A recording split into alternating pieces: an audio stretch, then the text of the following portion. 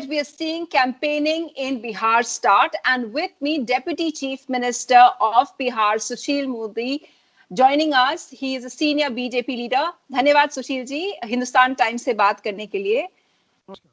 A lot of countries that we see that are going back, they are doing it at a time when the numbers started going down. In India, we are still seeing the numbers increase every day. For example, now we've become the only country which has passed 78,000. We are at 80,000 new cases every day.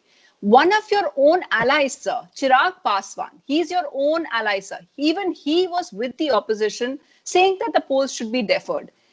Are you not scared at some part of yourself, because we don't know enough about COVID, that what if this election becomes a super spreader, then the entire opposition and your alliance partner would be proved correct? So it is for the election commission to decide, number one. Number two, now there is no panic in Bihar, and now Bihar is number one in testing. We are testing 1 lakh, more than 1 lakh patients per day, cases per day. And most of the hospitals are empty. The AIIMS Patna, which was flooded 2 months back, or in the first week of August, now the 70% of the beds are empty in the PMCH, in the NMCH. So now people are also used to how to tackle this COVID. So the kind of scare which was about 4 months back, so people also know what are the treatments, and 80% of the patients are in home quarantine. And I think the home quarantine is the best quarantine.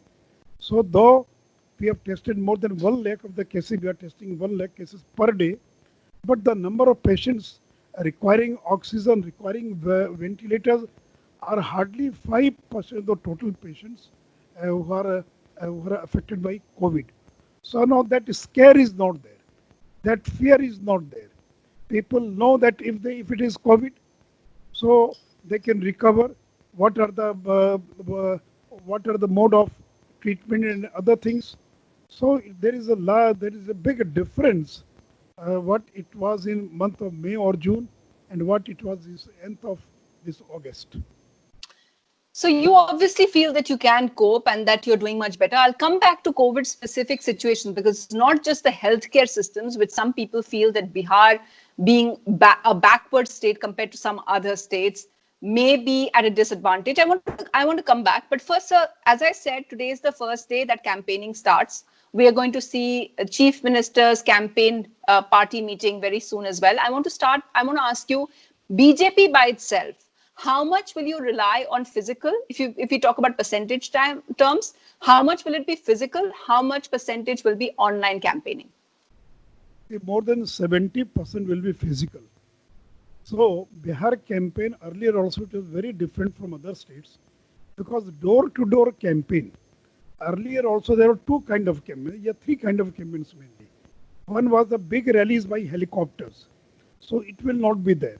So all the big leaders hiring helicopters, going to the remote areas and addressing big public meetings, 50,000, 40,000, 1 lakh. So that part will not be there.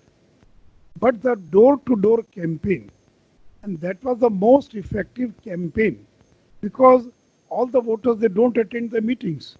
But in an assembly constituency, a candidate can visit each and every house of his constituency. So earlier also and this time also there is no bar for door-to-door campaign. Then road shows. So these are two kind of mainly. Then advertisements in the TV, in the newspapers. But I think that door-to-door campaign was the most effective method of election.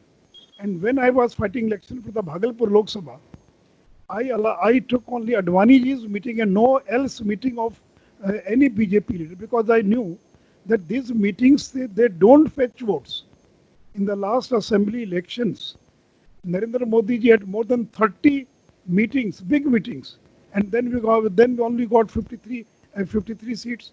So we know that these big public meetings, instead of those public meetings, door-to-door campaign, and see, at the last moment of exam, what you do is not very important. What we have done the last 4 years, 4.5 years, or 5 years, so people decide their votes on the basis of what we have done in the last 4.5 years. It is not that you go and announce your big manifesto and you promise many things. At the last one, you go to the voter and ask for votes. So voter normally make up its mind what to do, whom to vote. Sir, today is the day that the whole joint entrance exams are taking place. And we know that there's been a huge backlash. If we talk about opposition parties, they've also been united on this. कि इस समय ये exam नहीं होने चाहिए. और वो जब ये कहते हैं कि नहीं होने चाहिए, they point out Bihar, because Bihar is also badly affected by not just COVID, but also the floods, sir. Do you think that the fact that the central government is going ahead with these exams, that the Education Ministry, HRD, UGC, they're going ahead with these exams, and because so many of your students must be impacted by floods, that it will be a factor in your elections, in the Bihar elections? No, it is not going to affect any election. And see, most of the students are happy with these exams. Otherwise, you imagine if they postpone this exam, then the next year, the number of students appearing for the exam will be just the double. Seats will remain the same. The number of seats, you can't increase the number of seats. And there will be no problem in Bihar because in the remote areas of Bihar, there are some floods, but the centers are, the 99% centers are at the district headquarters. Those students are preparing for the exams. All of them are either at the block headquarters or the district headquarters, and there is no problem in any of the block or the district headquarters.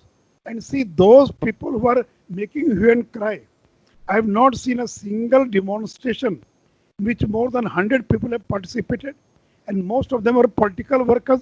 Have you seen any student participating in those? And the media showing 10 people standing taking a placard.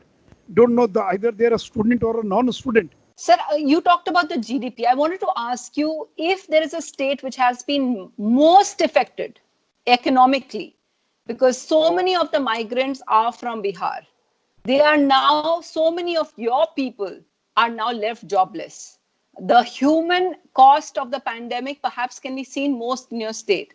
Who do you think that, and people must be upset, people must be angry. Do you think that the NDA will have to perhaps bear the cost of this? We are seeing this kind of a, churn even in the US elections where people are upset about the COVID, and inadvertently, could your government face the anger because of jobs going? The people know that it is not because of the government. It is not the government's failure. It is because of pandemic. People are intelligent enough. They understand, they know that this is not because of anything else, it is because of pandemic. And see, when the migrants came to Bihar, there is a free train service. More than 21 lakh of migrants of Bihar, they came by trains. They didn't have to pay a single penny for their transport. And when they reached their house, their home, they were so happy. And now when Narendra Modi has announced 5 months of free ration, till the month of November. So they have got plenty of ration in their house. So they are not worried about their food grains, other things. But sir, about those figures, so we also saw many. Yes, the train started later, but we also saw so many migrants who were walking. So many of them, did this task which is unimaginable, which is walking from Delhi or Bombay. So many of them died walking back from Bombay or Delhi back to their homes in Bihar. And when they went back, they don't have jobs. So yes, the fact that they could be blaming the government for suddenly announcing the lockdown instead of giving them time to make arrangements. Please tell me one thing. Was it possible to announce it prior? It took 21 lakh people to transport. It took 1 month. From 3rd of May, the trains were started plying, and it took more than 1 month. तो यदि नरेंद्र मोदी जी ने 23rd को announce किया, तो it would have required more than 1 month to transport these people to Bihar or for any other place. So is it possible? Was it possible? So the decision was taken at a very opportune time, and see, whatever media is trying to create, but the people are happy. the people are happy that they have reached their home. And how many people had walked from Bombay to Patna? Is there any single example people have walked? They walked 10 kilometers, then they took a ride of the truck or the bus. Is it possible to walk 2,000 kilometers by road by walking? I understand their misery, their problems, but they also understand that it was not possible for the government to arrange everything, and they were in a hurry. Ultimately, 21 lakh people reached Bihar, and when they reached Patna or Bihar, they were so happy that at least they have reached their home. Fine, sir. But if what you're saying is correct, then why is it that your own alliance partner Chirag Paswan is criticizing the chief minister for his handling of COVID? I will not answer anybody else's question. I will only answer what is happening in Bihar. It is for him and it is for the people of Bihar to decide. Do you think that he, with his criticism and the level of criticism, sir, and I'm asking you just as someone who has been in politics so long and seen how things have, and in Bihar, we've seen people changing. We've seen a lot of, kind of churn. Does Chirag Paswan sound like he's on his way out of the NDA? No, we are confident that Lok Jan Shakti Party, JDU and BJP will fight elections together. One final question, sir. We see some changes in the Mahagathbandhan as well.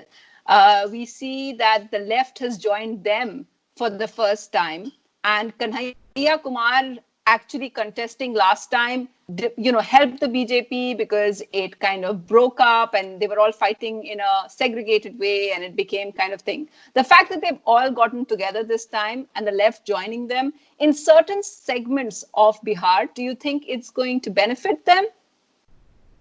See, the lefts are hardly a force in Bihar. They are a spent force.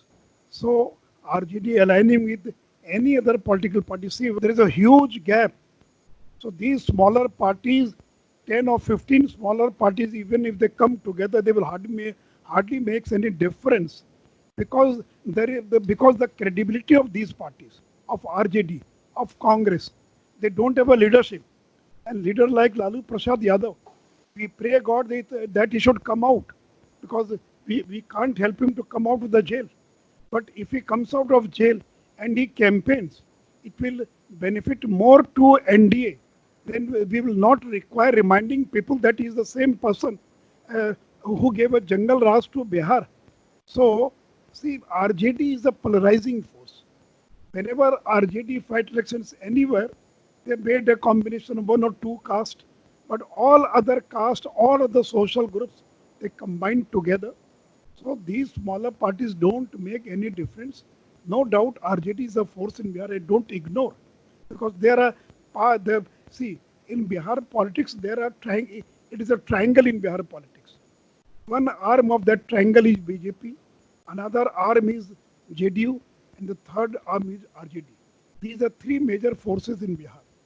And if any of these two combine together, they can easily defeat the third party.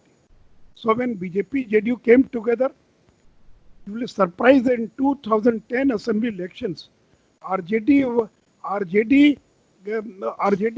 got only 22 Vidhan Sabha seats, only 22. When Lalu Yadav campaigned like anything, they got only 22 Vidhan Sabha seats. So when BJP and JDU, they combine, they defeat RJD. When JDU and RJD combined last elections, they defeated BJP. So BJP-JDU alliance is much stronger, and we don't feel that there will be much difficulty in getting 3/4 majority in Bihar. Thank you so much, Sushil Modi ji, for speaking to Hindustan Times. Thank you, sir. Thank you.